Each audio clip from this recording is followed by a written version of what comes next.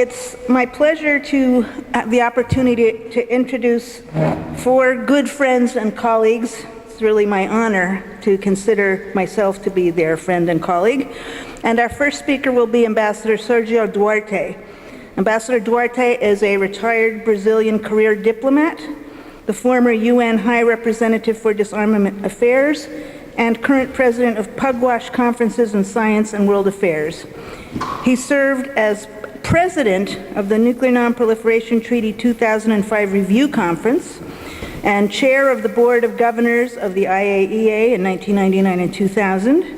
He was also the Brazilian alternate representative to the Conference on Disarmament 1979 to 85, and an ambassador to Nicaragua, Canada, China, and Vienna, including the UN organizations headquartered there.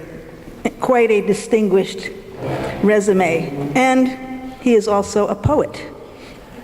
Ambassador Duarte. Well, thank you, Jackie. Thank you for the introduction. Good afternoon, everyone. It is a pleasure for me to be here, and I wish to thank the organizers of this gathering, particularly the IPB, in the person of Mr. Reiner, good friend of mine. I was asked to speak on the challenges and prospects for progress in multilateral disarmament. And when addressing this issue, these challenges and prospects, there is plenty of reason to cast a very sober look on the current panorama. The doomsday clock of the Bulletin of Atomic Scientists was recently moved to 2 minutes to midnight, and perhaps it will be moved even closer to midnight for all I can gather for what's happening now. Now, this reflects, of course, the worsening of the climate of uncertainty and instability in international relations under which we live. The salience of nuclear weapons in military doctrines of the largest possessors of such armament has been renewed, and new technologies for use in war are being constantly developed and improved. Mistrust between East and West continue to hamper multilateral progress in disarmament. The 50-year-old non-proliferation regime is under threat. The success of the forthcoming 2020 NPT Review Conference depends on the willingness of all its parties to work cooperatively and in good faith to preserve the existing achievements and to advance by agreeing on concrete, legally binding measures of nuclear disarmament with clear timelines. In a recent editorial, Jeffrey Sachs commented, and I quote from him, "The core purpose of the NPT is to reverse the nuclear arms race, not to perpetuate the nuclear monopoly of a few countries." End of the quote. The insistence of the armed states on non-proliferation has not been matched by their willingness to accept binding commitments to do away with their own arsenals. The unfortunate decision by the United States to end its commitment to the implementation of the Joint Comprehensive Plan of Action will have overarching repercussions on international relations, well beyond the nuclear aspects. It risks to increase tensions in a highly complex situation such as the one that exists in the Middle East. Confidence in the authority and permanence of agreed norms of international behavior, particularly with regards to weapons of mass destruction, is an indispensable element for the harmonious interaction among sovereign nations. Preserving the achievements of the past is essential for building trust and progress towards lasting peace. The international community expects the other parties in the agreement to remain committed to its implementation. In another region of concern, the announcement of the suspension of nuclear tests by the DPRK was received with hope for significant progress in regional disarmament. The forthcoming meeting of Donald Trump and Kim Jong-un is expected to result in a long-awaited improvement of the relations between the two countries involved, all the countries involved, and may result in further measures towards nuclear disarmament. However, the concept of denuclearization does not seem very clear. In any case, the meeting will mark the beginning, not the end, of a difficult process. One interesting first step could be a pledge by the DPRK to sign and ratify the CTBT together with ratification by the United States. That would provide a much-needed incentive for others to follow suit.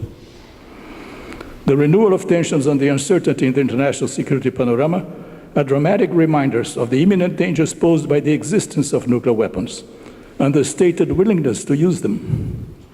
Observers worry that an increase in the likelihood of the use of such weapons by the main possessors could serve as a justification for lesser nuclear armed states to improve the destructive potential of their own arsenals and to provide new impetus for the arms race. Continued reliance on nuclear weapons and other weapons of mass destruction for national security is a strong and perennial incentive for proliferation. The wide majority of states accepted a number of legally binding commitments not to acquire atomic weapons and placed their trust instead in increased confidence-building measures and cooperative security undertakings as a hedge against the inherent unpredictability of international relations. However, there is now a growing and disquieting trend towards the erosion of respect for universal legal norms, starting with the fundamental norms of the United Nations Charter, which should govern relations among states. The age-old principle, in Latin, pacta sunt servanda, commitments are meant to be respected, is being increasingly questioned. In spite of mutual accusations of violations of such norms over the decades of the Cold War, bilateral measures negotiated between the United States and the Soviet Union, and later the Russian Federation, resulted in significant reductions of the staggering amounts of weapons of mass destruction amassed by these two countries. The total nuclear warhead count in the United States and Russia now stands at lowest levels ever. The Secretary General of the United Nations recently congratulated the United States and Russia on the successful reduction of their strategic nuclear forces to the levels established by 2009 New START Treaty. This is truly a commendable effort that must be taken forward to achieve the long-sought goal of the complete elimination of nuclear weapons. Nevertheless, the existing nuclear arsenals of both countries still stand at unacceptable levels. Mr. Guterres went on to call on both states to engage in the necessary dialogue that will lead to further arsenal reductions and to continue to display the historic leadership across the multilateral disarmament agenda. Indeed, strong leadership by the two most heavily armed nations on Earth is crucial to the further disarmament effort and to the collective security of the world as a whole. Current instruments in the field of disarmament recognize the possession of nuclear weapons only until they are completely eliminated and call for action to achieve these objectives. However, this basic premise has been increasingly misinterpreted by the pervading notion that those instruments somehow legitimize the exclusive and indefinite retention of such awesome means of destruction and condone the continued postponement of specific measures to abolish them. In the absence of strong, legally binding commitments to nuclear disarmament with clear timelines, possessor states seem to feel entitled to keep their arsenals at least well into future decades, and at the same time they deny any others the same means to ensure their own security. It is obvious that the emergence of new states possessing nuclear weapons would endanger international peace and security. The wide majority of the international community has repeatedly asserted, however, that the very existence of nuclear weapons is the real threat to peace and security, regardless of their possessors. In some states, sections of public opinion are now openly advocating the acquisition of independent nuclear forces. Indeed, emphasis on nuclear deterrence provides encouragement for such sentiments.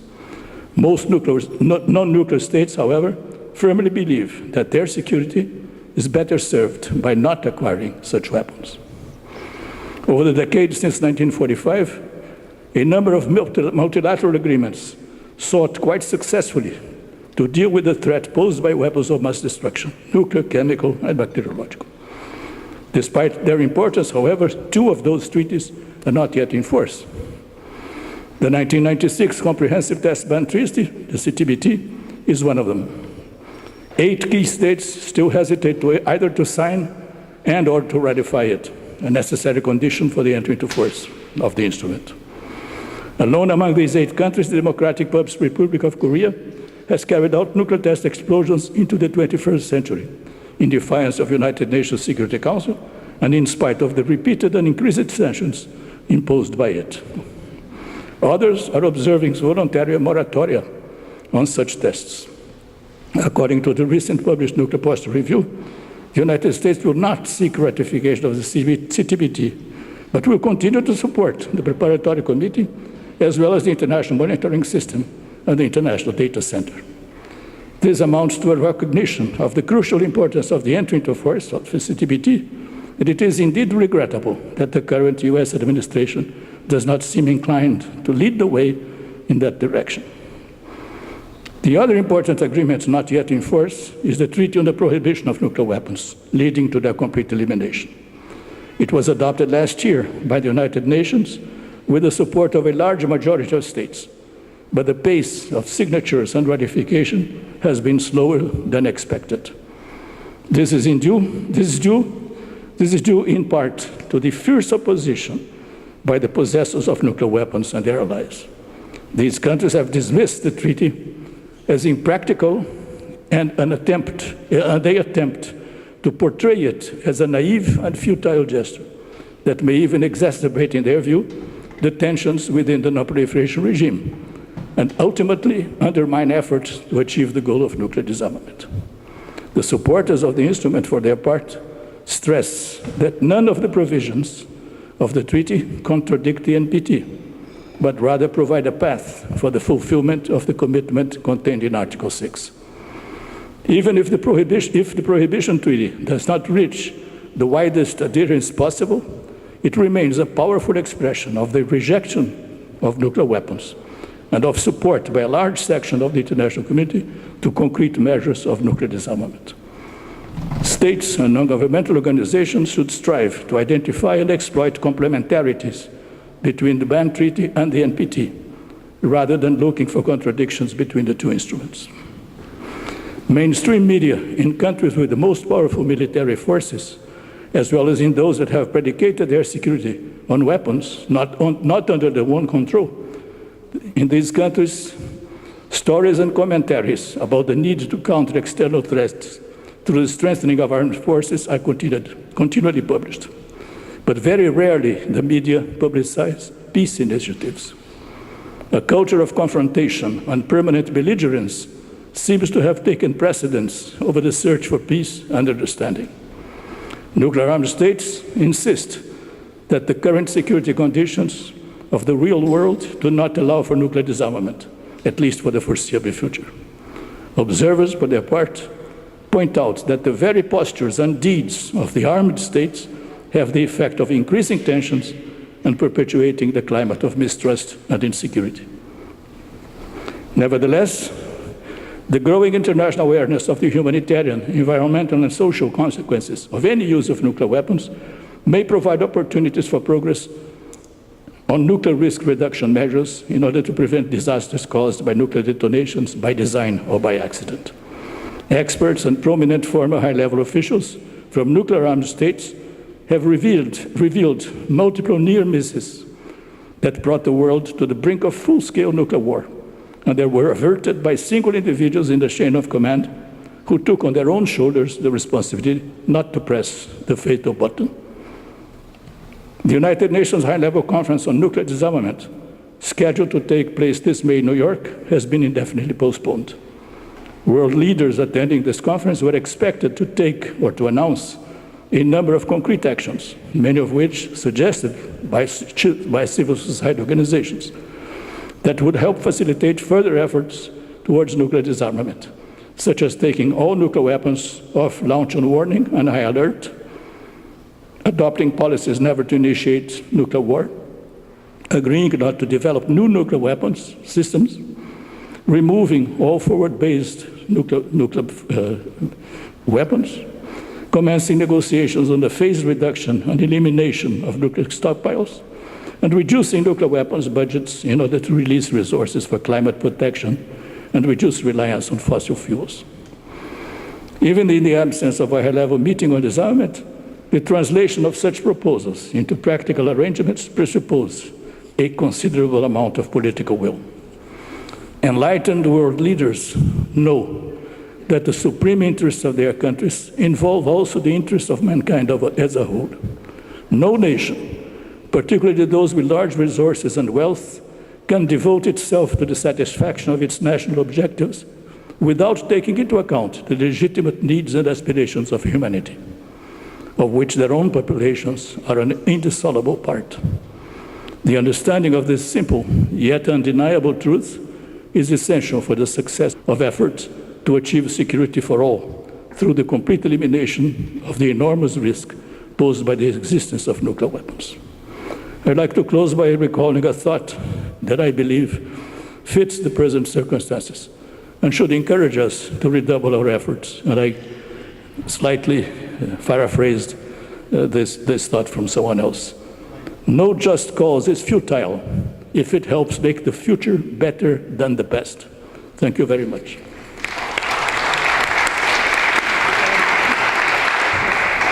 Thank you, Ambassador Duarte.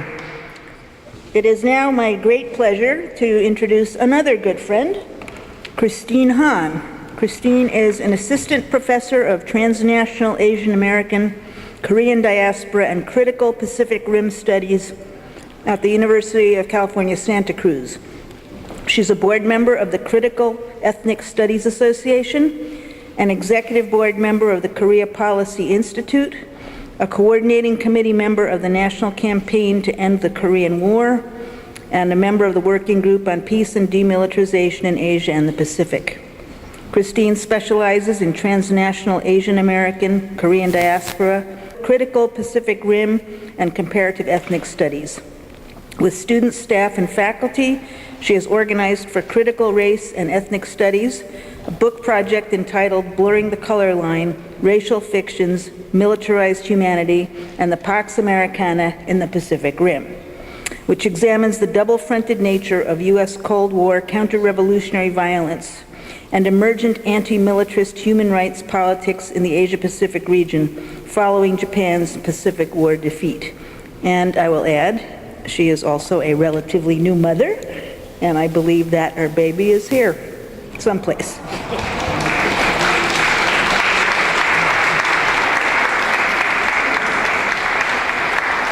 Actually, my baby's not here because she would be crying out for me, so yeah. But thank you so much for coming. Thank you to the organizers.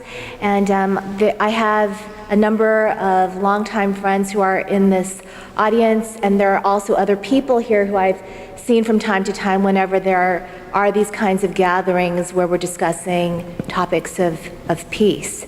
And I should also forewarn you, this is an incredible moment in terms, well, I was saying this to my friend Monica, you can see like this administration's foreign policy that one hand gives the prospect of peace, the other one takes away the prospect of peace at the same time. But I wanted to say that, like, relative to the prospect of a final end to the Korean War, this is an extraordinary time and we should acknowledge that. But I should also say that despite the fact that I have advocated for and believe in the possibility of peace, I also feel a tremendous amount of anxiety in this current moment.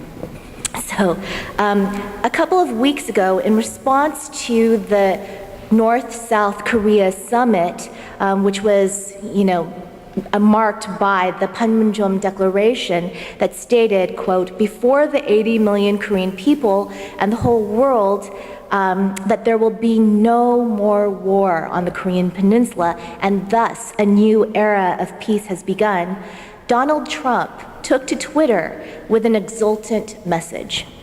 Korean War to end. The United States and all of its great people should be very proud of what is now taking place in Korea. Yet, I would venture to say that few Americans understand the extraordinarily complex history of U.S. interventionism on the Korean Peninsula. And I think that we also have to translate Donald Trump's tweet. He says the American people should be proud of what's taking place on the Korean Peninsula, as though the American people have been a motive force in calling for peace. But the fact of the matter is, what he was really saying is that Americans should be proud of him. They should be proud of themselves for having elected him. Because he subscribes, and we've seen this time and again, to a prime mover conception of history. His is not a conception of history from below, not at all.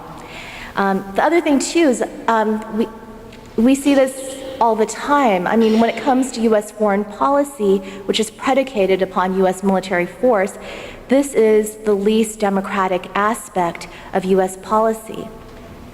And we've also seen the kind of conditioned indifference of various politicians, and I think to some degree also the American public at times, not always, to the consequences of disastrous U.S. foreign policy. We can think about the notorious framing of Lindsey Graham just last year when he was talking about a possible military option for North Korea. He said, and this is the sort of callous indifference, that it would be over there, not here. Right? And this is, of course, very different. I'll talk about this later.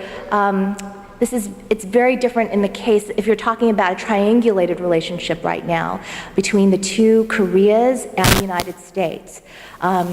And the United States has historically, of course, always played an obstructionist role. In terms of that triangle, it's so clear that what these leaders were broadcasting to the world, and doing it in a live-streamed format no less, is that the Korean people are united in a desire for peace. If the United States decides to take to the pathway of war, it's going against that desire. Of the three different nodes in that triangle, Moon Jae-in has been explicitly deputized by the South Korean people to push for engagement and peace with the North. So even though the world collectively breathed a sigh of relief at the transformation of Trump from a would-be génocidaire to a génocidaire who is willing to, in his own words, before the United Nations, totally destroy North Korea. So a transformation from that to a wheeler and dealer of peace who merits, according to his supporters, the Nobel Peace Prize.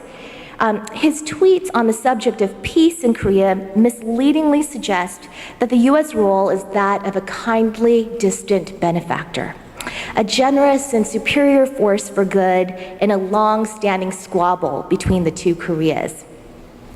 The truth of the matter is that North Korea is that enemy, to borrow Arundhati Roy's language, sculpted from the spare rib of a world laid to waste by America's foreign policy.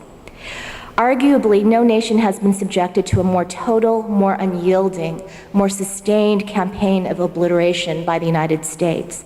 Indeed, at the root of North Korea's nuclear proliferation is the unresolved Korean War, a war in which North Korea experienced near total apocalyptic ruin, or to resurrect that still warm genocidal phrase, fire and fury at the hands of the United States. This bombing holocaust that the United States visited on North Korea did not, in some disaster capitalist way, yield to lucrative American-led reconstruction projects. Although I have to say that almost all regime change visions of North Korea have some sort of prospecting, energy behind it.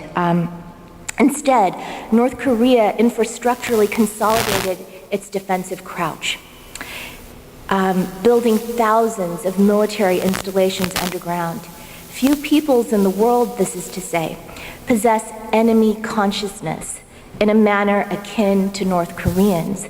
For the past several decades, North Koreans have adapted to living in the lion's mouth, knowing intimately what it means to be the target of the U.S. war machine.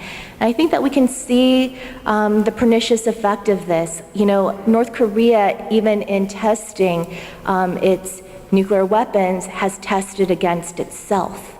So there's a kind of built-in tragedy to this dynamic.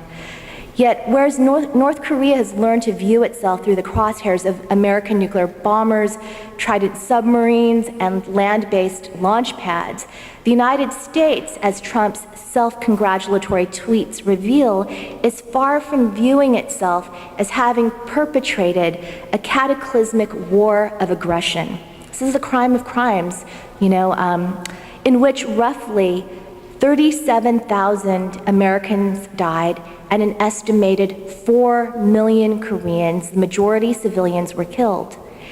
As many have noted, including today, the peace process on the U.S. end is helmed, moreover, by Trump and his war cabinet, including John Bolton, who could not resist holding up Libya, long a specter invoked by North Korea, as a model of denuclearization. Right?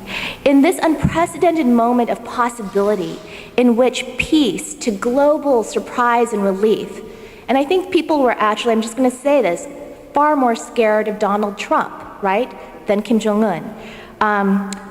So in this moment when peace looms as a prospect on the horizon, but requires a fundamental reconfiguration of the U.S. geostrategic agenda and forward-deployed posture in the Asia-Pacific region, we might borrow the insight of James Baldwin, who stated, in order to change a situation, one has first to see it for what it is.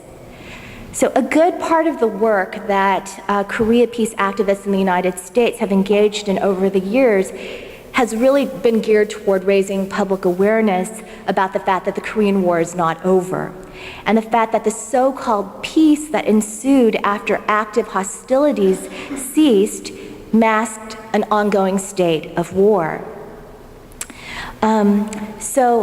And I think that the sort of challenge also for us in the United States, I mean, it's just such a profound challenge in terms of trying to build up a critical mass in terms of, really advocating for peace, realizing the prospect of peace. And I'm thinking about this Taiwanese scholar named Kwansing Chen, and he speaks about how decolonization, which is the task of colonies, the former colonies, is a very different challenge from what he calls de-imperialization. De-imperialization is a task almost never has popular will behind it. But he says the first step for empires to start to de-imperialize is demobilization. There has to be an undoing of the war machine.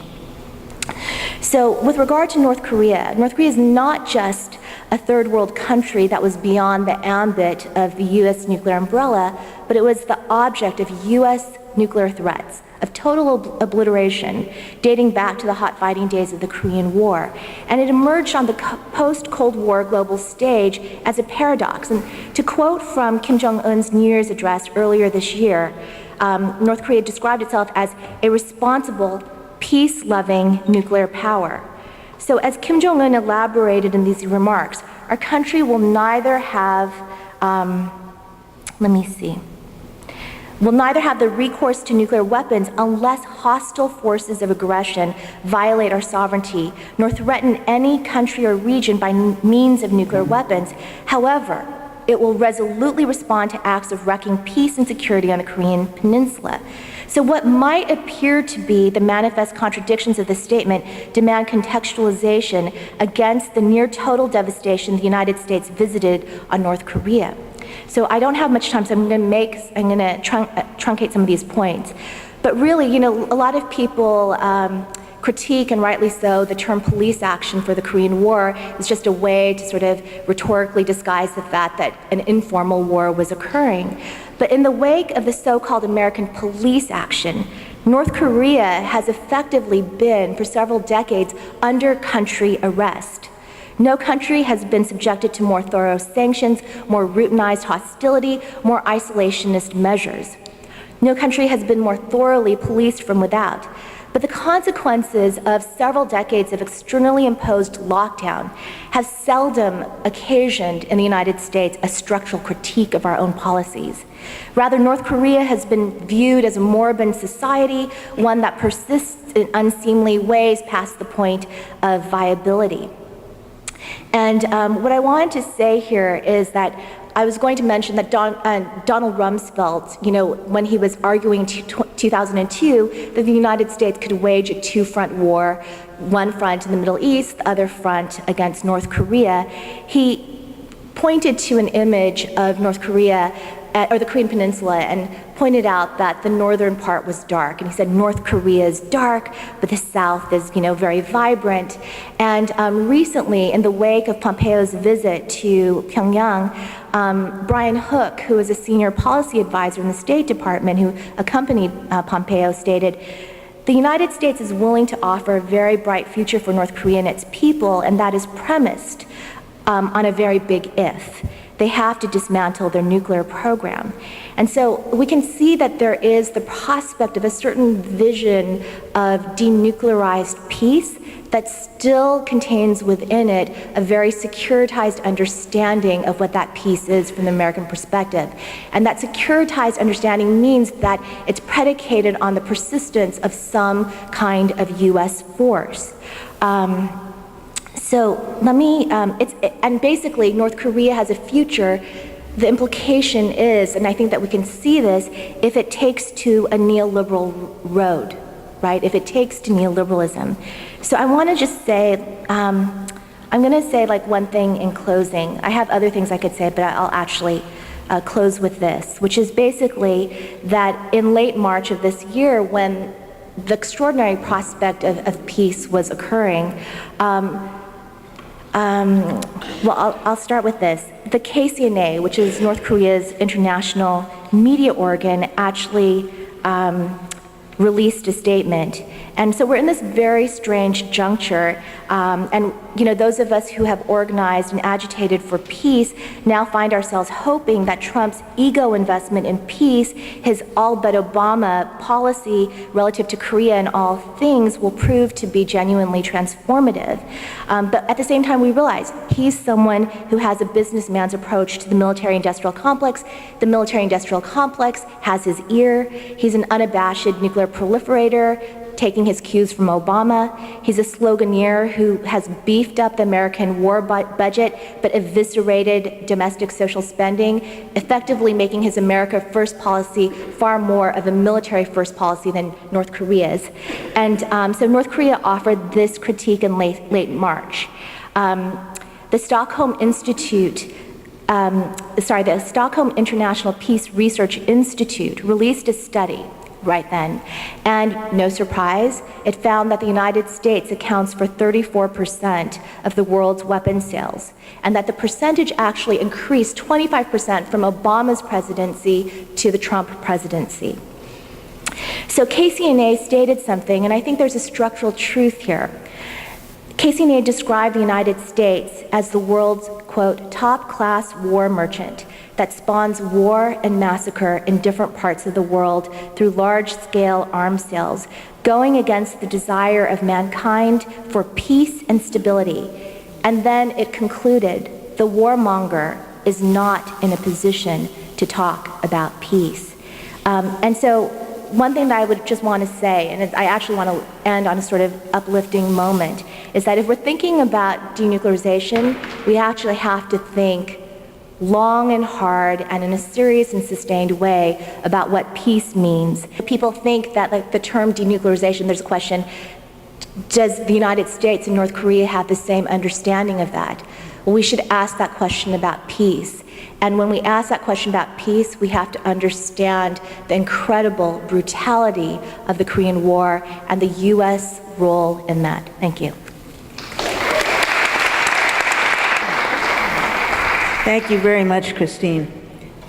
It is now my great pleasure to introduce my very close friend and colleague, Joseph Gerson. Joseph is Director of Programs for the American Friends Service Committee's Northeast Region, President of the Campaign for Peace, Disarmament, and Common Security, and Vice President of the International Peace Bureau. He focuses on opposing preparations for and threats to initiate nuclear war and U.S. military and political domination of Europe, the Asia-Pacific, and the Middle East. He plays a leading role in building collaborations among U.S., Asian, and European peace and nuclear weapons abolition movements, and is the U.S. coordinator for the Global Days of Action on Military Spending. In his role as co-convener of the Peace and Planet Network with me and Kevin Martin, who was here this morning, he's played leading roles in organizing major mobilizations on the eves of the last two NPT review conferences here in New York. He has a long career, worked in the civil rights movement and other movements, and has for 35 years been a key in facilitating collaboration with Japanese and other Asian peace movements. His books include Empire and the Bomb, How the U.S. Uses Nuclear Weapons to Dominate the World, With Hiroshima Eyes, Atomic War, Nuclear Extortion, and Moral Imagination, and The Sun Never Sets, Confronting the Network of Foreign U.S. Military Bases. Joseph.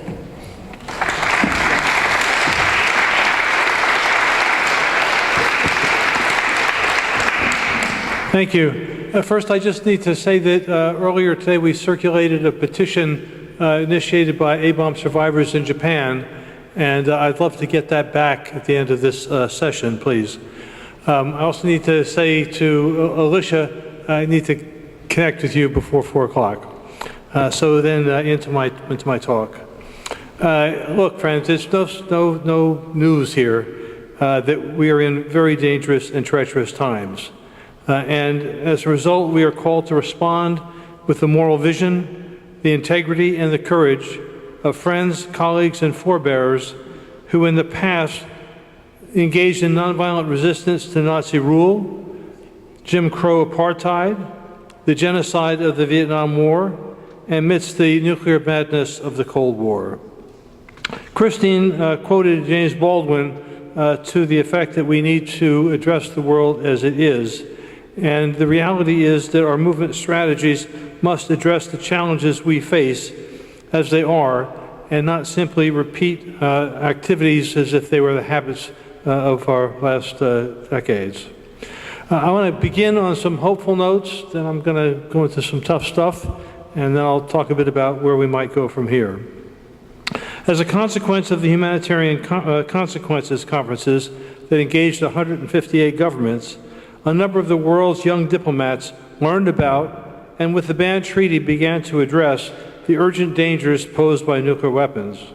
One of my favorite moments came during the Humanitarian Consequences Conference in Mexico, when after hearing testimonies by nuclear weapons victims and experts, a young Zimbabwean diplomat stood up and in total anger and disbelief said, "What are these people thinking?" The communication had been made. In recent months, South Korean President Moon's brilliant Olympic diplomacy has walked us back from the brink of cataclysmic war. We can finally envision the possibility of a peace system replacing the 1953 Armistice Agreement, ending the state of war.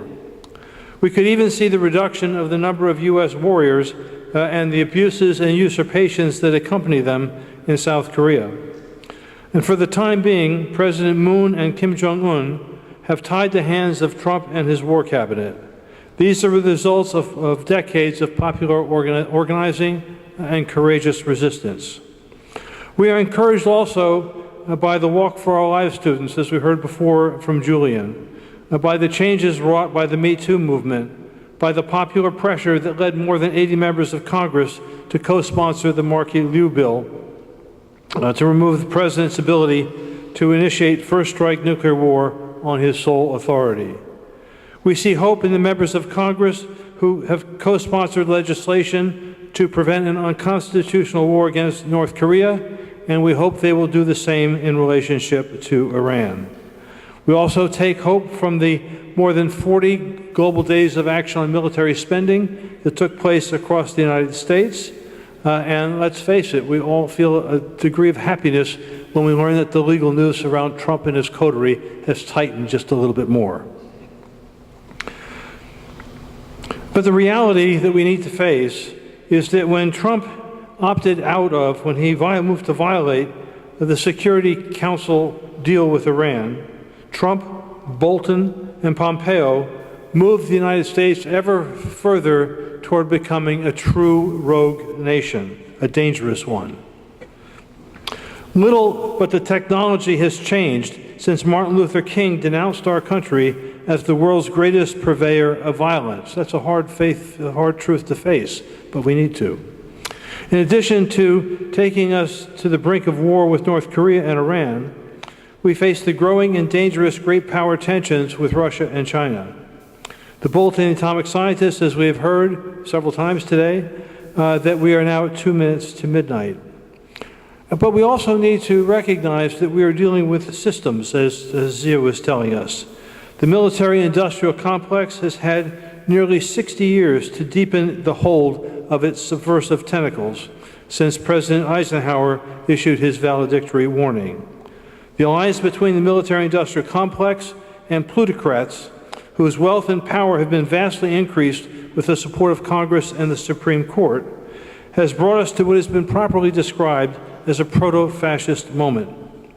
The U.S. is at war in at least 7 countries. We have no guarantees about the outcome of the Trump-Kim summit. And with Trump's violation of the Iran deal, we are approaching the cusp of yet another catastrophic regime change war. Despite this winter's congressional budget deal, the forced march to still greater economic inequality means more people facing homelessness, living on the streets, more people without health care, food stamps, and educational opportunities being lost. I appreciate the work that has gone into the single-issue organizing to support the Nuclear Weapons Prohibition Treaty, the ban treaty, across the Global South and to a lesser degree in the umbrella states. But our international disarmament movement isn't concentrating sufficiently on the urgent necessity of preventing great power war, nuclear war, or on the structures of power that drive preparations for such wars. Several years ago, on the anniversary of 1914's Guns of August, we were reminded that the great and lesser powers of that era went sleepwalking into World War. There are more than a few parallels between that time and ours. This is an era of rising and declining powers, the so-called Thucydides trap. It's a time of arms races with new technologies, of resurgent nationalism, territorial disputes, resource competition, complex alliance arrangements, economic integration and intense competition, and wild card actors from Trump and Bolton to Duterte, Al-Qaeda, and Netanyahu. It's no wonder that the Bulletin of the Atomic Scientists moved the hands of their doomsday clock. I'm going to skip here a lot of the details of their analysis, but basically they focused intensely on the Trump administration's nuclear posture review, the lack of any coherent foreign and military policy, which greatly undermines international security. And all that was before John Bolton became National Security Advisor and Pompeo became the Secretary of State. Recall that Bolton wrote that a first strike attack on North Korea would be legal somehow, and both men joined Trump in their commitment to violating the Iran nuclear deal in alliance with Saudi Arabia and Israel. Most immediately, as Medea Benjamin outlined, we must prevent the Trump regime from driving regime change in Iran. Just as with the 2003 invasion of Iraq, which was really not about weapons of mass destruction, Trump's withdrawal from the P5+1 deal has created a crisis where none existed and could ultimately lead Iran to become a near-nuclear power. Iranian spokesmen have been clear that their country is more secure as a non-nuclear weapons state than it would be with a small nuclear arsenal, and they repeat that the possession and use of nuclear weapons are anathema to Islam. Let's hope those commitments hold. But as in 2003, this U.S.-initiated crisis is really about reconsolidating U.S. hegemony over the oil-rich Middle East. While the South China Sea seems to have replaced the Middle East as the geopolitical center of the struggle for world power, domination of China's, other East Asian nations, and Europe's oil supplies would again give the United States its hand on the jugular vein of these countries' economies. The U.S., of course, is not the only culprit, something which the sectarian left in the United States needs to bear in mind. In response to NATO's reckless expansion to Russia's borders and building on Russia's long identity as a great Christian, European, and Middle Eastern power, Putin's Russia is compensating for Washington's overwhelming conventional and high-tech military strength by placing greater reliance on its nuclear arsenal. The Kremlin is building its own new generation of omnicidal nuclear weapons and the missiles to deliver them. It is competing with the United States in supporting right-wing racist authoritarians, and it has murderously reasserted itself in Syria, where the dangerous proximity of U.S. and Russian warriors could ignite an incident leading to uncontrolled escalation. We can be hopeful that the Moon-Kim summit will, at the very least, lead to a freeze-for-freeze arrangement with Pyongyang halting its nuclear and ICBM testing, while the U.S., South Korea, and Japan halt their regime change-oriented military exercises and reduce sanctions. We can certainly support and press for more. But remember that Kim, whose nuclear arsenal is designed to preserve his family's dynasty, as well as North Korean independence, has talked about denuclearization in, quote, phased and synchronous measures. This means that Pyongyang will remain the world's 9th nuclear power for some time to come. Even if the U.S. agrees to reduce the number of troops it has based across South Korea, it will be loath to take steps that weaken its 75 years of Northeast Asian hegemony. In time, freeze for freeze could lead to a peace treaty replacing the armistice agreement. But it may also reinforce Japanese and South Korean ambitions to become nuclear powers. Prime Minister Abe and his possible successor, Ishiba, and the Japanese military all believe that Japan's constitution, its peace constitution, permits them to possess nuclear weapons. And since the fall of Park Geun-hye, the right-wing South Korean opposition has pressed to revive the nation's pursuit of nuclear weapons. I'm going to skip a little bit here. Where do I want to go here? So we talked a little bit about great power tensions. I want to say that we need to, in relationship, let me come back here a second. With all due respect to our disarmament partners in Europe, Japan, and the Global South, it's necessary to say that it's not enough to bank on the ban treaty. The correlation of power is such that the structures and systems of power and privilege in the nuclear weapon states are not going to simply melt away. To be overcome or transformed, they must be challenged by intense and not always polite international pressures, possibly including international sanctions against the United States and the other nuclear powers, or by powerful pressure from below within their own countries, much as we did with the Euromissile and freeze movements of the 1980s. We also need, I think as Zia was saying, we also need to find ways to better engage forces in Russia and China. As Zia reminded us, this is a critical way forward. And the reality, as we look at the wider world, is that we also need to bear in mind what's happening in South Asia. The reality is that another Pakistani terrorist attack on the Indian cabinet could result in India's cold start invasion of Pakistan, which could escalate to a nuclear war. And as we know from the PSR study, in exchange of just 50 to 100 of those weapons would lead to global cooling and the death of up to 2 billion people. So we need to find ways to engage with their movements as well. As Braun will be saying, militarism as well as right-wing authoritarianism is rising across Europe. Pressed by the United States, military spending and a new military-industrial complex are rising there. And Merkel, Macron, and their minions are looking forward to the creation of a European, not only French and British, bomb.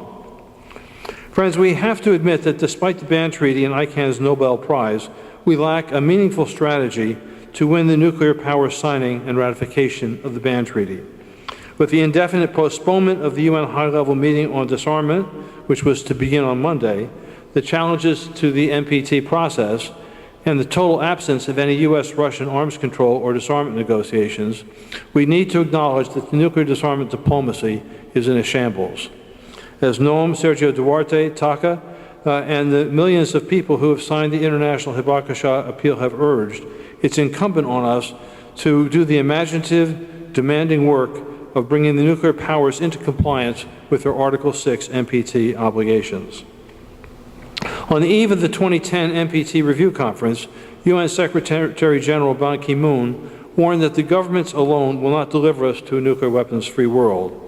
It can, he advised, only be achieved by massive popular movements from below. This means doing the hard work of educating and organizing. I can't claim to have all the answers, but it's clear that if we are to prevent nuclear war and leave a nuclear weapons-free world to our children, we must strategize on the basis of power relations arrayed against us. Naming and confronting those dangers and the madness inherent in the nuclear age's geopolitical struggles for power are critical places to begin.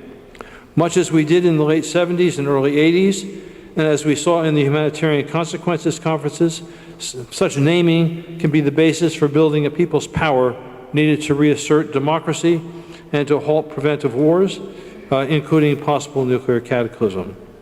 We have the Don't Bank on the Bomb and divestment campaigns, which can provide the basis for education and mobilizing in our communities. Not only personal, but your religious congregation, the city of Cambridge passed a resolution to divest from nuclear spending. Clearly, our most important task right now are to support the Korean diplomacy, to support efforts to keep the Iran deal alive, and to prevent a regime change war against Tehran. We also need to address the potential danger of great power war. Washington and Moscow have ratcheted up the tensions between them, much as they did during the Cold War. But this time, with NATO having expanded to Russia's borders, we must press to resume the nuclear disarmament negotiations, beginning as Moscow has urged by extending the New START Treaty and its verification requirements. I'm almost there, Jackie.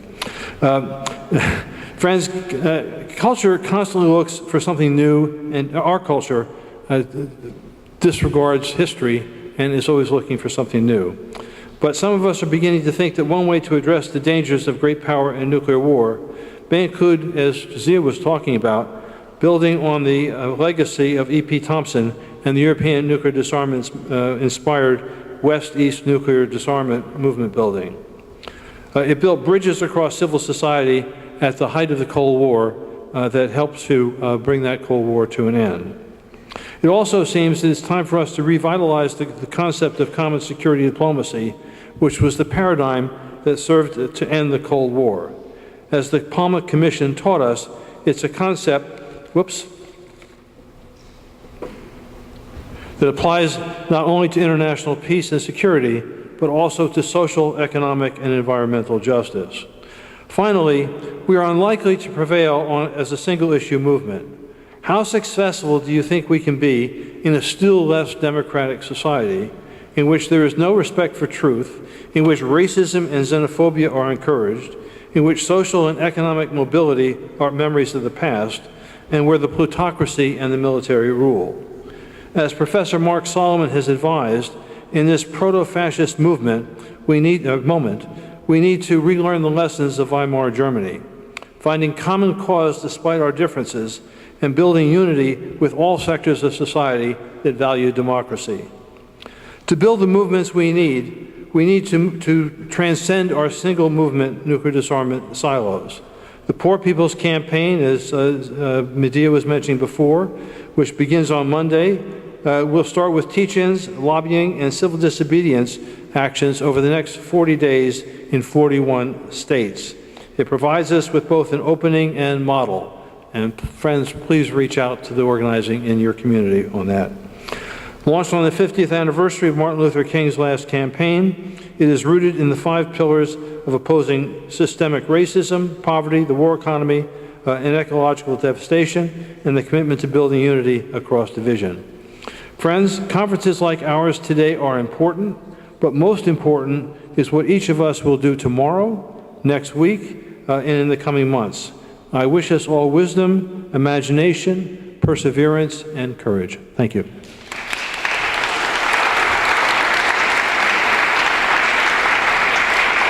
Thank you, Joseph. It's really a terrible feeling to be sitting there threatening to cut speakers off when they have so much important stuff to say. Our final speaker this afternoon is another friend of mine, Reiner Braun, co-president of the International Peace Bureau.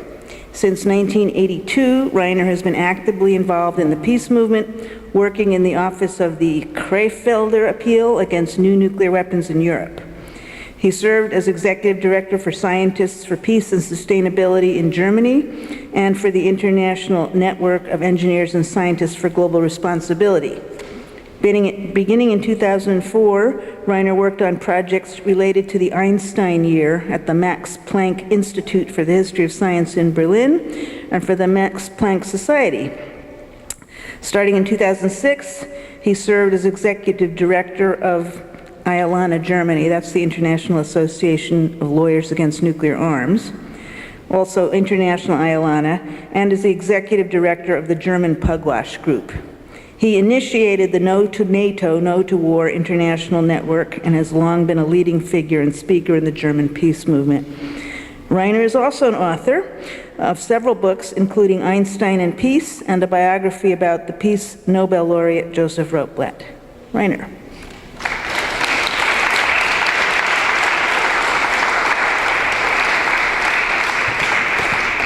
Thank you, Jackie, for the nice introduction. And dear colleagues and dear friends, what to say after these distinguished speakers?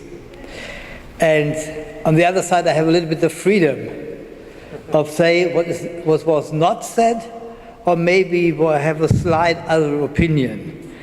And let me start with one point which I was asked during the last 2 days several times. Iran, deal, and Europe.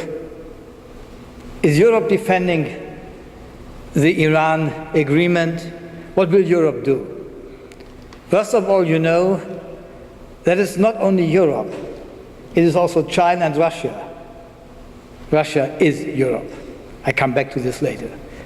Defending this international agreement. So this is a powerful structure which can develop pressure also on the United States. On the other side, have in mind that Germany has investments in Iran for about $3 billion per year, and they have investment in the United States every year about $150 billion. And many of these investments are under Trump's pressure. And can you believe that German companies like Siemens, Volkswagen, BMW, Mercedes, and others will give this up? Never. So Germany, and I think you can say this for whole Europe, will be playing an active role in defending this agreement. But this is not a point of a deeper controversial to the United States. It's a step to more independence of Europe, but a small step. And if this step is strong enough, and the actions are strong enough to defend this agreement, or even to bring the United States back, I'm in the short term really in doubt about that. Maybe it can change in a long term running. Because, and that is the main question I think we have to touch and we should never forget, and I'm the only European speaker, so I have to underline it.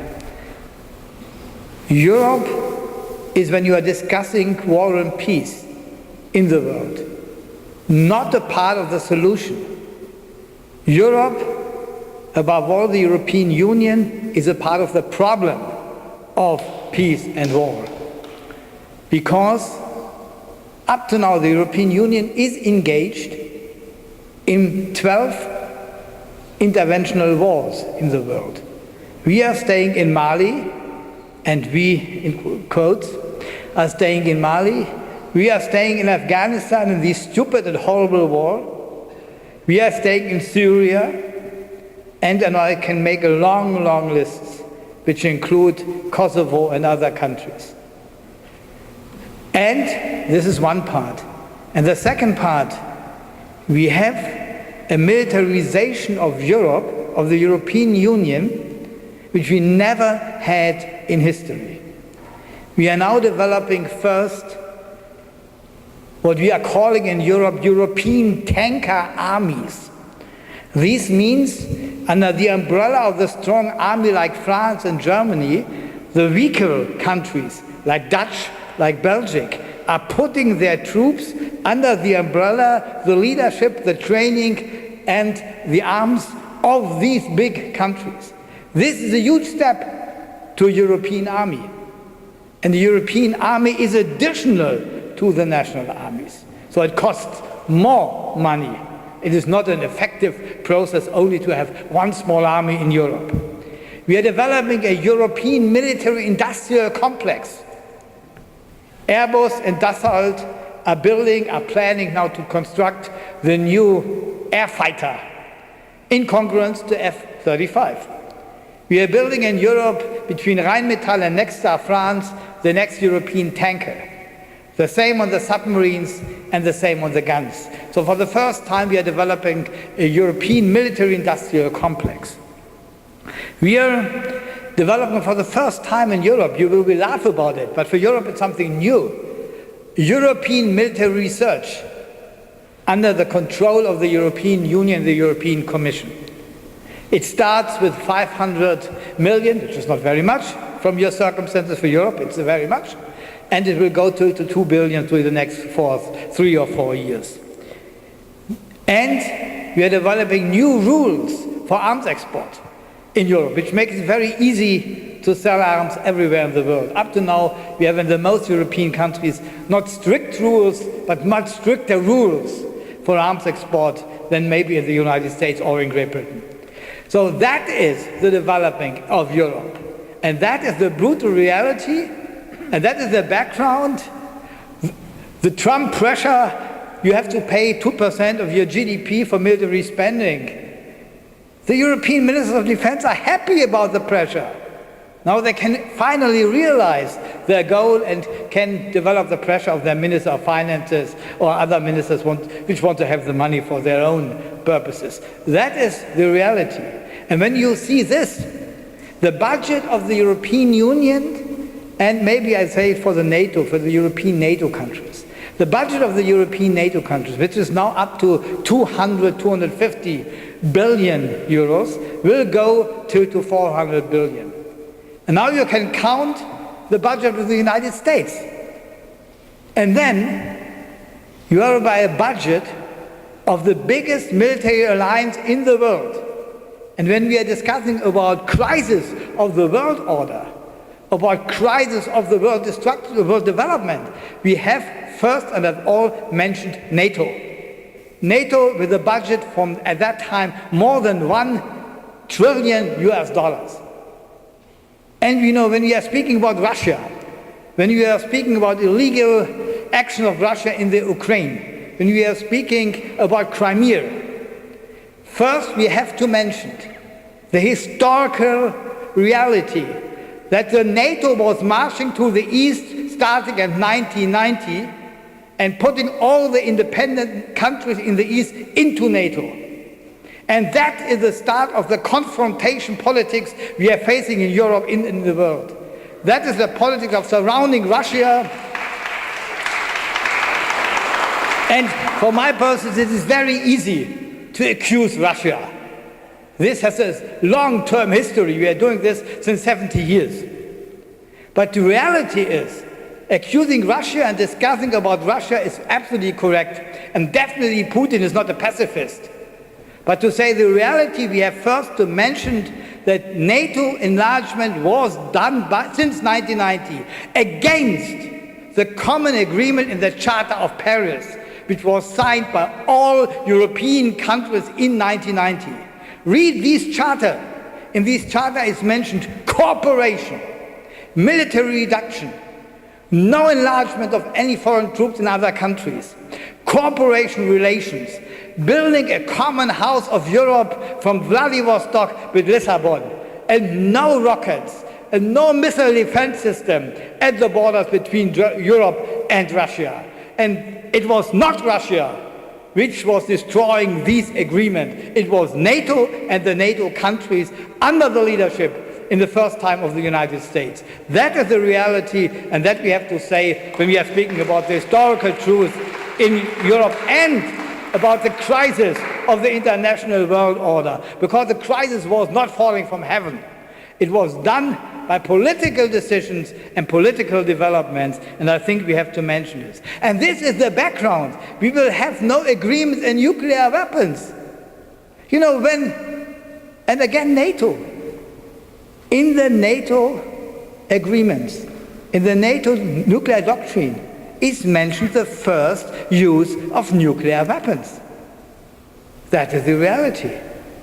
And how you can come to agreements about nuclear disarmament when you on the same minute build a missile defense system, shield and rockets. These are two sides of an aggressive politics. So we cannot come to agreements when we do not change this politics. And one more sentence to Russia, which really no one mentioned. Have you read the new figures of SIPRI, the Swedish Institute of Peace Research, announcing military spending in the world for 2017? NATO going up. United States, I have not to tell you. Europe between 3 and 5% plus. And Russia, minus 20%. Minus 20%. Definitely not because Putin don't want to build new tanks. It has many things to do with the economic situation in Russia. But this is the reality. The reality are 600 billion military spending of the United States and 60 billion from Russia. And when we don't see this, we cannot come to new agreements. And let me say, this is 1 point or 2 points or some points to Europe and to NATO. And please have in mind that we have next year the 70th anniversary of NATO. And I think we all should prepare again actions. Let me say, as a co-president of IPB, I have to think day and night about the development of the peace movement. First, I'm in doubt of the right word is we need help. I think what we need in the peace movement internationally is solidarity. Much more solidarity between the movements in the different countries, much more common actions and activities. And let me say a second sentence. We are all not happy that we are not able from weekend to mobilize millions of people. But let us not forget that we have and had big actions. We had the big actions in Great Britain against Trident. We had the amazing actions of the young people against the guns violence in the States. Please, this is a very positive view to the world, that these young people are going on the streets. And we have actions at the military bases. We have the huge peace movement in Japan, protesting day to day against military bases in Okinawa and against the nuclear weapons. So we have signs of hope. And we can see that we can develop something when we unite our forces and when we think much more how we can work together with other social movements. And I really would underline this by the discussion about the military spending. Who are the victims of these military spending?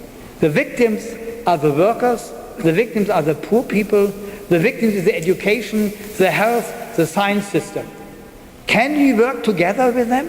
Can we develop a new coalition of the victims of military spending and their organizations and see that the peace movement is a part of these activities and actions? And I think this could be a good step forward. And, let me also say one sentence, maybe in a slightly different way to the Ban Treaty. The Ban Treaty is definitely not the God on the earth. And the Ban Treaty is definitely not the elimination of all nuclear weapons in the world. But for the first time, we have an agreement which we could get because many countries and governments were working together with the peace movement and developed a common agreement. And this is a new sign of hope that we have these common work and these common actions. And John was with us in New York. This was a new atmosphere when we were discussing in the United Nations between the governments and the peace movements about the treaty and the content of the treaty. And this is a sign of hope because it developed a new coalition And why should we have these coalitions only by the nuclear weapons fight? We can also develop these coalitions between governments of the South, of independent and neutral countries, and the peace movement and other questions. So for me, the coalition building, the new atmosphere, the new creation that we for the first get such an agreement about nuclear weapons in the United Nations, these are signs of hope and they create new possibilities. And let us try, and you cannot help us so much, but the main job now is to fulfill these contracts. This means we need more than 100 signatures countries. And Sergio is totally right. The process was much too slow, how we realized the ban treaty. And let us get the ratification process ready. And then with the power of these new coalitions, go to the next steps. For me, the ban treaty is a sign of hope, a sign of power, and we should use this also for the other questions in the in the fight against nuclear weapons. The fight against nuclear weapons. And I believe that history is not a quantity process, that there is a dialectic between quantity and quality. And sometimes it's changed. But I'm absolutely sure that the fight against nuclear weapons will be a long-term fight. Because nuclear weapons are not only weapons, they are power instruments. And that is the reason no one wants to give them up. And so we need a long term. So let us use the chances, the new possibilities, develop our movements together with other social movements, and then I think we can have a sign of hope, to be realistic what we can reach, but be also a little bit optimistic that we can reach our goals. Thank you.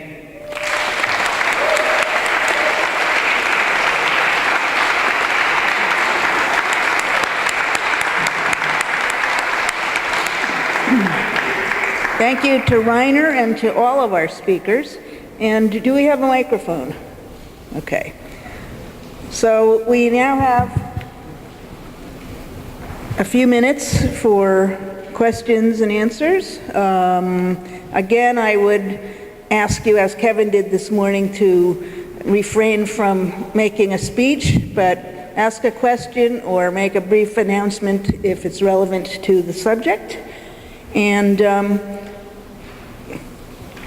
okay, and I had promised to call on, all right, we'll do it that's fine. Oh. Okay, so go ahead. Hi, I want to thank everyone for this great day, and Reiner, you just knocked it out of the ballpark. I think it was so great to hear somebody talk about Russia, because U.S. and Russia are the two 500-pound gorillas at the table, and if we don't deal with Russia, we'll deal with nothing. So this is a special plea to figure out what are the strategies like for citizen action to get close to Russia through science or doctors or citizens exchanges, and start getting the word out in terms of, and here in America, where we're telling the truth now about Confederate statues and Columbus and the indigenous people and men and women with the Me Too movement, we're not telling the truth about U.S. and Russia, how we've provoked them, what Reiner described as expansion. And I think that's the next level, and if anybody has any suggestions on how we can do that in our various groups and meetings, like to make that a call coming out of here, that's the way we're going to start unpacking the empire here, at least take responsibility for who's doing what to who. Okay, thank you. I wanted to call on Alan, who had an announcement to make. You want to do it up here, or? Yeah. Thank you very much. Alan Ware, Parliamentarians for Nuclear Non-Proliferation and Disarmament and the World Future Council. And we've joined together. What's the hand for? You can't hear me? Yeah, I can hear you. Oh, you can hear me, okay. So we've joined together in a global coalition with a number of other organisations on a new campaign, Move the Nuclear Weapons Money, which is to deal with one of the constituencies that's most powerful in perpetuating the arms race, and these are the corporations manufacturing the weapons. Particularly in the United States, the lobbying the Congress to keep the nuclear arms race going and to spend billions of dollars. So Move the Nuclear Weapons money is dealing on a number of ways, direct campaigning in the nuclear weapons states on cutting the nuclear weapons budgets, but also to build support with the environmental movements, human rights movements, other movements, to say we can shift that money to support other areas of social, economic and environmental need. So that strengthens our campaigns. And in order to directly impact on the corporations, we're involved in divestment. That is getting governments, cities, states, churches, universities and banks to divest from nuclear weapons corporations. The banks has been dealt with mostly by Don't Bank on the Bomb, and then we're broadening it out to include all the others. Already 4 governments have divested their public funds from nuclear weapons corporations. My own government, New Zealand, also Norway, Switzerland and Liechtenstein. And with the ban treaty, we can get a whole lot more governments, because as they ratify the ban treaty, we're encouraging them to prohibit the funding of nuclear weapons from public funds. So we'll get more divestment. This divestment can be a very powerful tool. It's already running quite fast in the climate change with divestment from fossil fuels. New York here has divested from fossil fuels, so we can link with that also and build cooperation, build on that success.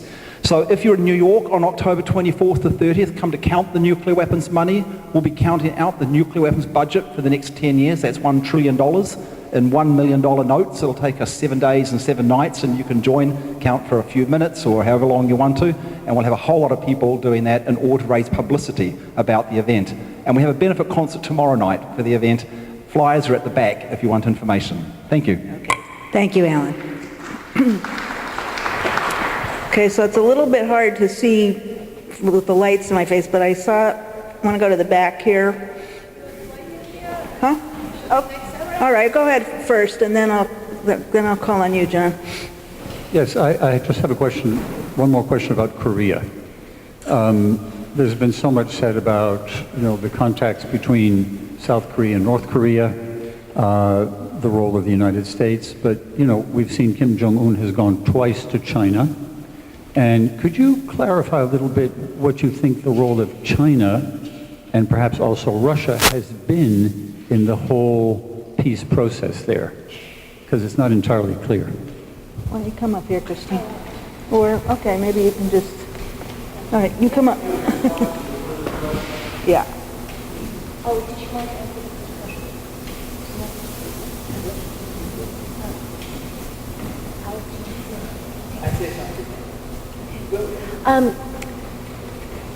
Sorry. So during the time, especially last year when Trump was amping up the war rhetoric, a lot of media outlets attributed to both Russia and China that freeze for a freeze proposal that Joseph was speaking about. In point of fact, that proposal was North Korea's, and it dated back to the Obama era. But in that way, you could see that both Russia and China were calling for a de-escalation of the tension and actually pushing for a reasonable way of having both sides concede something. So that freeze for a freeze is basically North Korea would freeze its research and development, its continued testing. In exchange, the United States would suspend its war exercises that simulate the invasion and occupation of North Korea, the decapitation of its leadership, and a nuclear first strike on the country, and which the United States has always maintained those games aren't provocative but are simply business as usual. So that's to say that there was, in that way, a certain kind of alignment. But in this particular process, what's interesting is that North Korea, if you look at the Panmunjom Declaration, the language is very, very careful. And it actually says that North Korea initiated the sort of peace process. The language is actually there. And what I think is interesting is that, the discussions are proposed to be either trilateral, the two Koreas and the United States, or quadrilateral, which would involve China as well. And of course, if you think about the signatories to the Korean War Armistice Agreement, there were 3. It was China, the United States, and North Korea. And so, I think that right now, North Korea has very savvily included China not necessarily in the first instance, but in a way to like sort of bring China on board. And I was talking to a colleague of mine who's over in China, and there was a lot of media discussion about why China wasn't more centrally involved before Kim Jong-un went to China. And then when he was actually there was coverage about his sort of proper deferential attitude toward Xi Jinping, et cetera. But it seemed to sort of restore things. But you have to also acknowledge that in this moment, it's not that it's not that China and Russia are unimportant, but they haven't been so centrally featured in the dynamic that we're seeing unfolding right now. I'm John Burroughs from Lawyers Committee on Nuclear Policy here in New York, which is also the UN office of the International Association of Lawyers Against Nuclear Arms. So it was really terrific this morning to hear Noam Chomsky talking about the importance of the UN Charter prohibition on the threat or use of force. And that is something that the anti-war movement, the peace movement, can make it part of the advocacy to defend the UN Charter in the course of saying there must not be U.S. war on Korea, there must not be U.S. war or regime change, also inconsistent with the UN Charter with respect to Iran. And so there's another piece of international law I just want to mention, and that is well expressed in the preamble to the Nuclear Weapons Prohibition Treaty. The preamble is a statement of the norms, principles, and values that the negotiating countries considered to be universally applicable. They include the obligation to conclude negotiations on nuclear disarmament. They include the catastrophic humanitarian consequences that use of nuclear weapons causes. They include the incompatibility of the use of nuclear weapons with international humanitarian law governing the conduct of warfare, requirements like necessity, proportionality, and discrimination.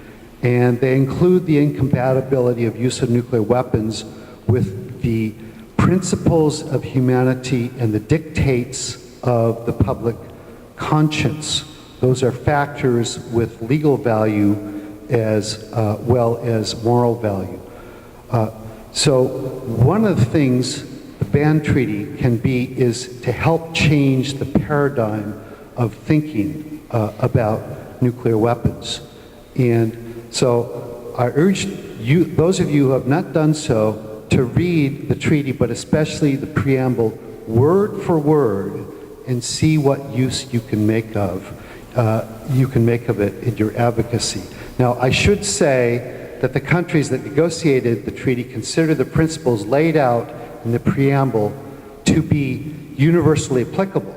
Now, of course, the nuclear armed states do not yet accept that, but someday. I would like the panel to address the issue which was raised by Reiner and also this lady about the growing perception by people in this country that Russia is attacking the U.S. and is a major threat to our democracy, which was started by the Clinton campaign when they lost the election and blamed Russian interference, and also augmented by the intelligence agencies under Obama. And many of these claims are very highly questionable in their basis in fact.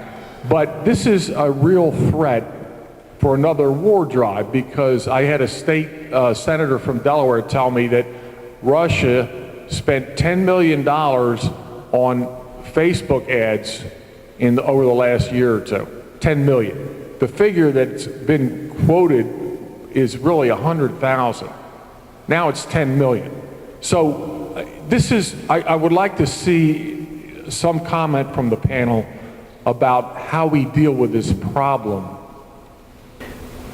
When you want to work together, this does not mean that you agree with all the positions of the other side. International agreements always have a second part. These are the disagreements.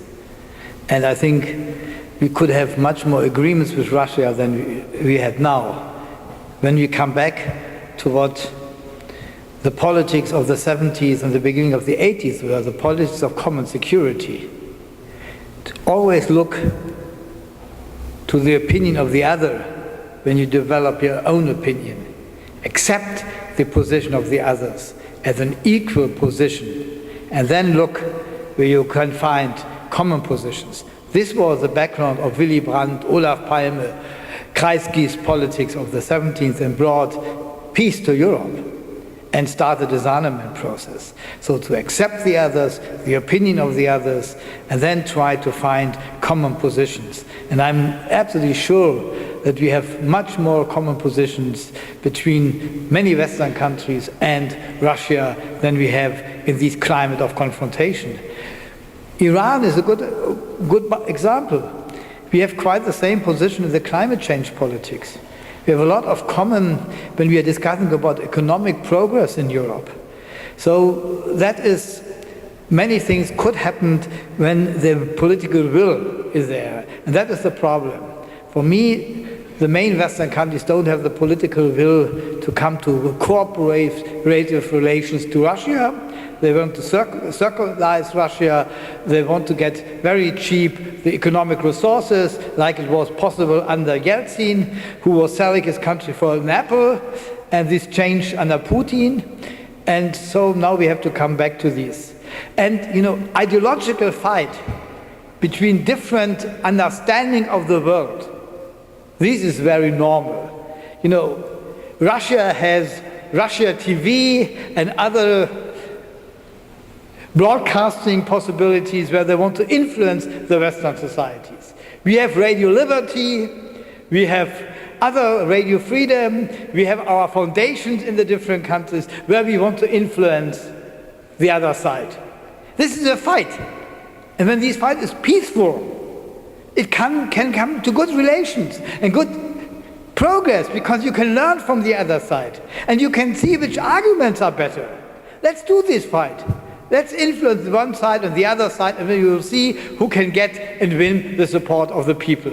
Russia TV in Germany is very popular because the German people mistrust their own newspapers because they saw how often they were lying in all the wars. So that is, and let's see what is the result. But the political relations has to be on the background of common interests, cooperation, common understanding, but not on confrontation and enemy building. And when we are looking to these Salisbury, these poison attacks, have you heard about that the last 2 weeks? Nothing any longer. The game is over, and now comes the new game. And this destroys the atmosphere of both sides. And this creates hate, this creates war prevention, this creates disarmament and enemy pictures. And that is what we don't need. And on one world where we have to live together, we have to find a cooperative understanding. I'm not in favor of the Russian system. They have to learn democracy. Maybe they need 20 more years, because they had never democracy. When? So this is a long traditional progress. And I'm not a friend of oligarchs. Who will be a friend of oligarchs when you are a social people? You can't be. So that is, I have many critical points with Russians, but I can discuss this with them, and I can see that we have many other points together, above all in the international politics, the possible common understanding of solving problems. And let me say one sentence to Syria again. The Syrian war starts in 2009. The Russian engagement in Syria starts in 2015. But who was engaged in all the years? Saudi Arabia, all these Arab dictatorships with the support of the United States and NATO. And You know, we know that there were CIA troops all the times in Syria, supporting all of these jihadist organizations. So please be very cautious only to accuse one side. I think in all the international conflicts, you have not the good and the bad side. You have on all sides good and bad developments. And only when we try to bring the good things together in negotiation processes, then we can come to more peaceful results. When you only accuse one side, when you only point to the others, you always have three fingers which are showing to yourself. So be very cautious only to look to in the bad sense to the other side. Have an understanding that both sides have a right of a view, and that we have to accept the other side and then try to negotiate, find common positions, and where we could not agree, find ways how we work and live with the disagreements. That is like in a family. We also don't agree on all the points, but we have to live together, and this we have also to do with Russia, and only accusation is definitely the wrong way, and this wrong way brought us to the difficult situation we are facing now.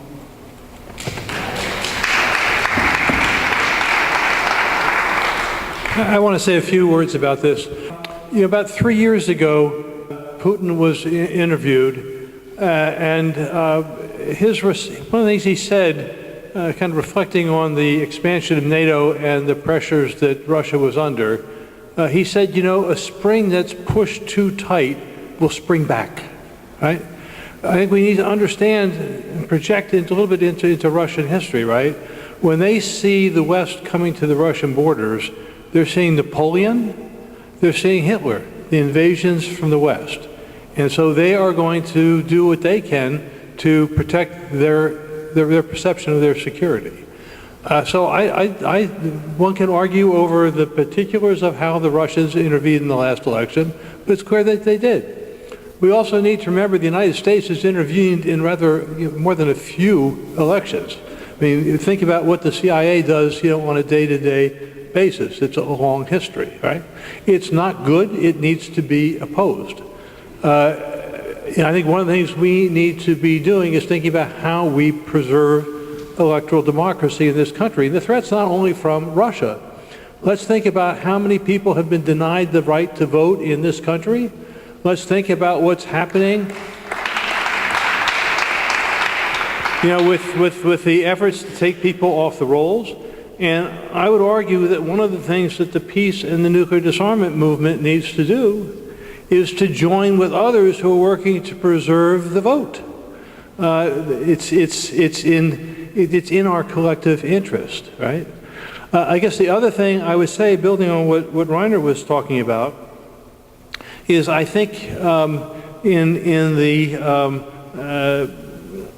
community events that you organize, whether it's in your university, in your religious congregation, in your union, wherever it is, it's time to bring back some study of what was common security about. What was that? How can it provide a paradigm for the current moment, right? How can we look at, even if we've got criminals running both the United States and Russia, it's not new, how do we get them to the table together to talk about our common interests? How do we build pressure for that? It can be done. And again, as we were saying this morning, I think two places to begin in that common security negotiations are the extension of the New START treaty, because if we lose New START in 2021, all the caps on the arms races are gone. And the other is doing what we can to preserve the INF treaty. These are in everybody's interests. We may have a sense of disgust with Trump. We may want Trump to be impeached yesterday. We may not love the repression that goes on in Russia, but we need to bring their people to the table to talk about common security. Thanks, Joseph. And we can take another question, but I just want to share a breaking news story. This is an NPR story 2 hours ago. North Korea has announced that it will dismantle its nuclear test site. The dismantling will occur between May 23rd and 25th. Journalists from the United States, South Korea, China, Russia, and Britain will be invited to watch a special ceremony in which all the tunnels at the testing ground will be destroyed, and observation and research facilities and guard units will be taken down. And the North Korean government will provide journalists with a charter flight from Beijing to North Korea, and from there a train to the test site. So that's pretty astonishing news. Just a few questions. I'll go from there. John? Other John. I see you, John Hallam. You'll be next. Question for Ambassador Duarte. So the topic of the discussion was prospects for global disarmament. As a somewhat of an outsider, what are your prospects for those of us who are grassroots organizers in the global disarmament movement? Can you repeat your question for the ambassador? So the topic is prospects for global disarmament, but I want to get your thoughts for us on prospects for the movement for global disarmament. What thoughts do you have about what we need to do in order to advance our mutual goal?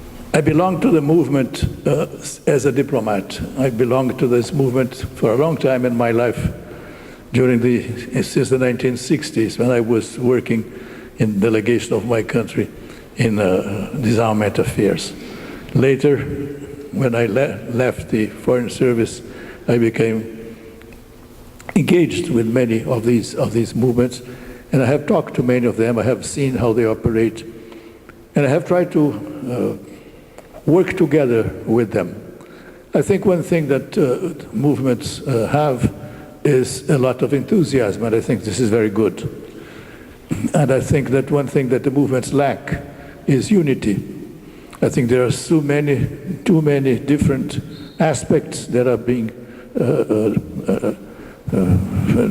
carried forward by different movements. They have different agendas, they have different funding problems, and I think if it would be very helpful, I think it would do a lot good for the movement if there would be more cooperation among the different associations that deal with that. This is not this is something that I have seen over the years, having contact as a member of the United Nations, as a diplomat, and now as a private citizen.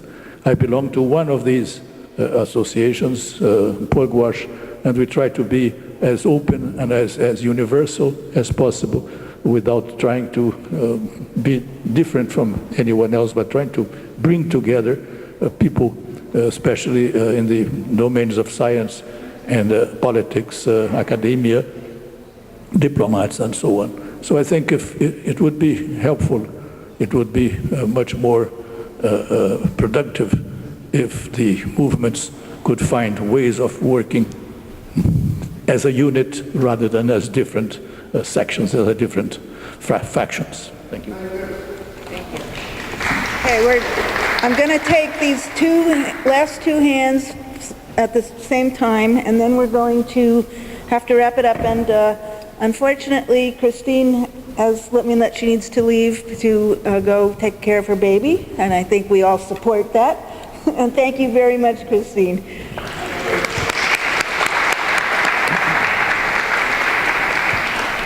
John Hallam, People for Nuclear Disarmament and Human Survival Project. A question which has been nagging at me really throughout this whole thing and all yesterday and for the previous 3 weeks in Geneva. How do we get the issue of nuclear disarmament up there with flashing lights and wailing sirens as the #1 existential issue for everybody on the whole planet? Okay, thank you. And then one more hand over here.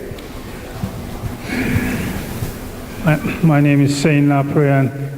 Several people acknowledged the criminality of many actors, many nation states, and the fact that many great powers are headed by criminal people or criminal-minded people or people who are willing to work for them in a criminal way.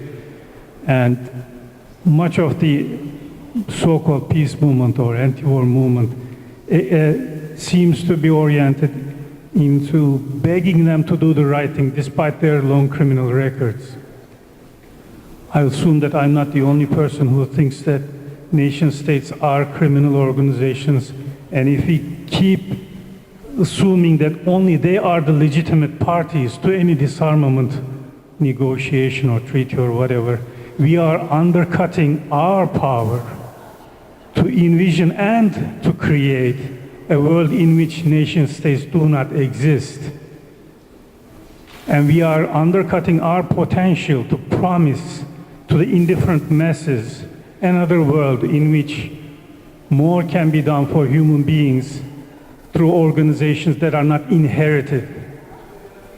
And we are ignoring the fact that part of the criminality that enables other criminalities is that there is no exit, there is no safe legal exit from the nation-state system.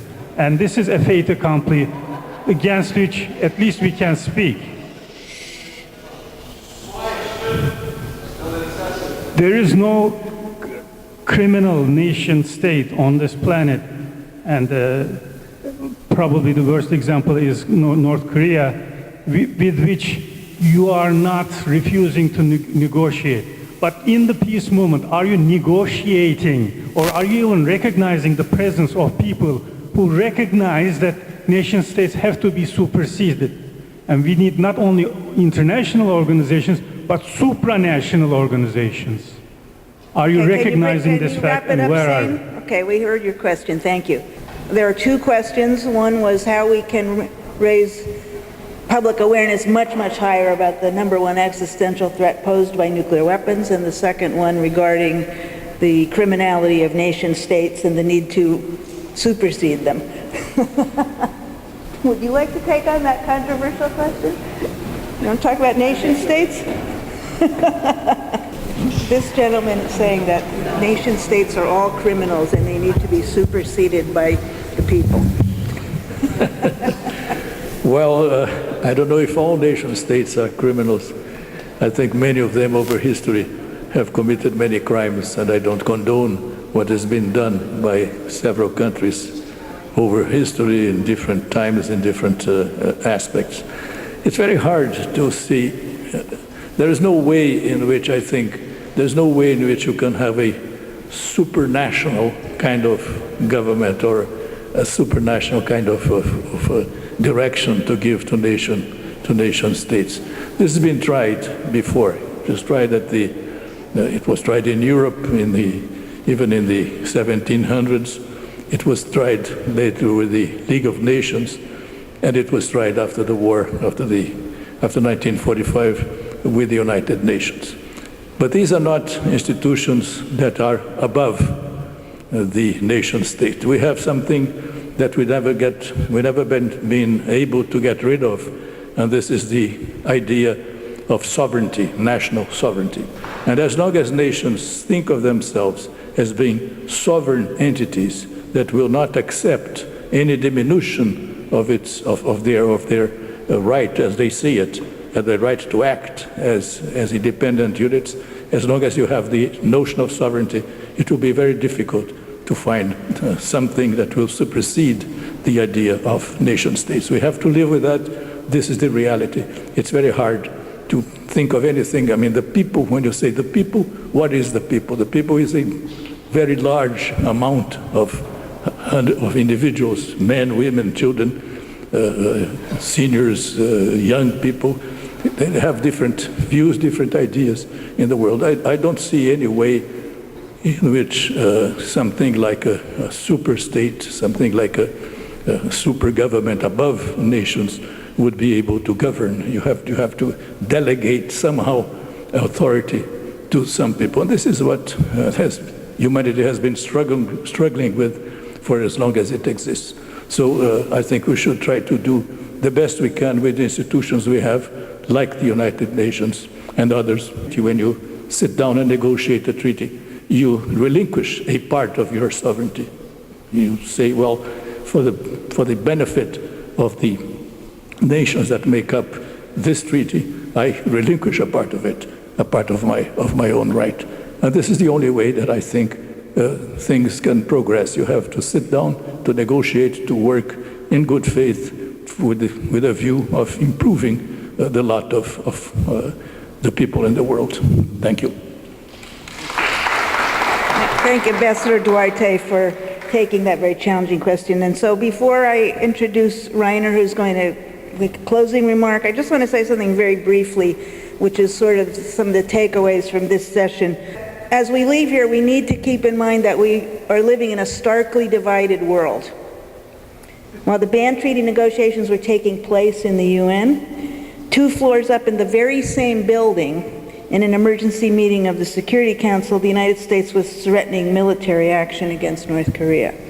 And this morning, it was reported that U.S. fighter jets scrambled a Russian military aircraft off the waters of Alaska, in international waters off the coast of Alaska. So that's how close they are coming to each other. So we have to keep both realities, the promise of the ban treaty and the growing dangers of nuclear war, fully in mind as we develop strategies working with other social movements to accomplish the urgent goal of a world without nuclear weapons. So I want to invite Reiner to take the floor and make some closing remarks. Dear colleagues and dear friends, as one of the organizing organization of today, I would like to thank above all you for coming and for your contributions and for the discussions. You know, I think we are living in such a diverse world that we need more and deeper discussions for common understanding and finding a way for more and common actions. And I will really underline that the Charter of the United Nations is something like a good guideline for our future activities and actions. Never forget, the main and first goal of the United Nations was to ban war. And we have many things to do to realize these gains. You know, I have not to repeat, and I don't want to do it, that we are living in dangerous times, and that we have to see how we can develop more and greater actions all over the world. We have to work together here in the different countries, but also internationally, and I can definitely promise you that the International Peace Bureau and the other organizations will do our best to come together to more and better actions. And you know, when I was coming here to the States, I read again Martin Luther King.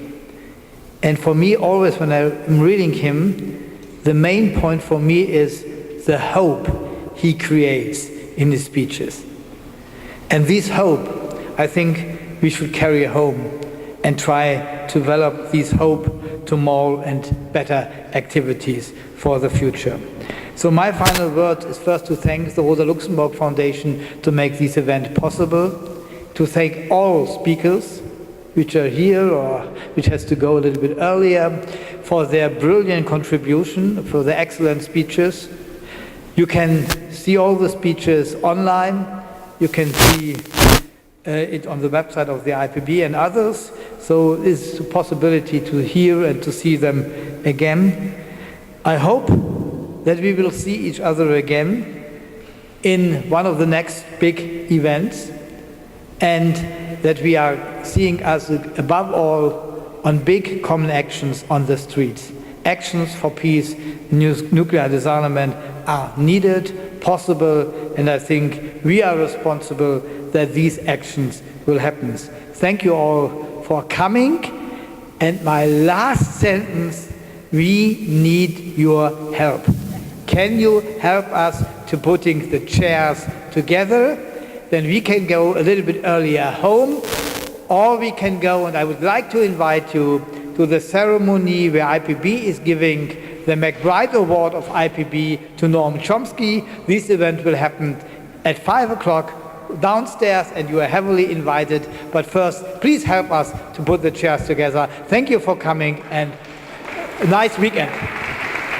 And one more housekeeping item. If you have the Hibakusha petition that's been circulating, if you can bring it up to the front here, I'll give it back to Joseph. Thank you.